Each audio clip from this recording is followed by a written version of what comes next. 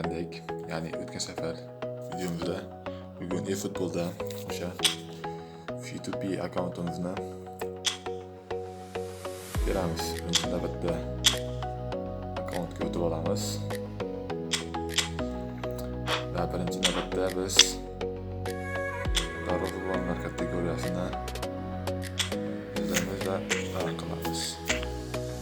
Va biz ko'p kishi aytganidek darvozaga kortuvani joylashtiramiz.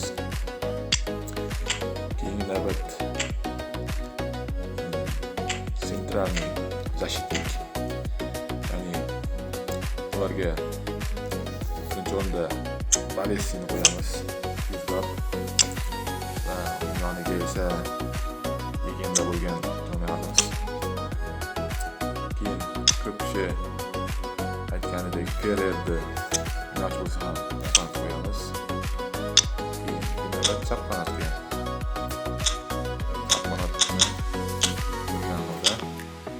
Chap qanotga esa ko'p kishi, ya'ni obunachilar aytganidek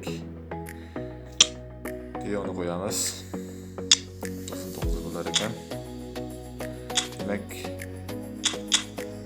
Domofiga legenda bo'lgan Rakat va barcha yoshlar olgan yoshlarni qo'yamiz. Bu yerga albatta Doni bilan hammaga tanish bo'lgan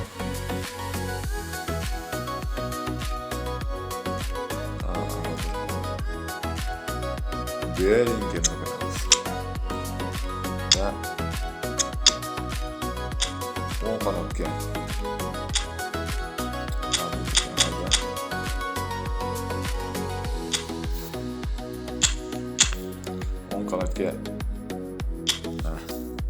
albatta Messini qo'yamiz.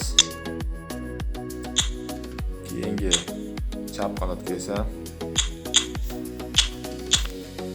Bradley Barcola va markaziy hujumga esa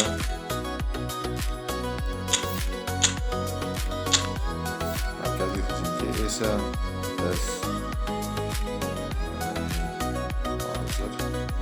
Diego Forlanni mana tizimda ko'rishlaringiz mumkin. Va shu bilan video tugadi.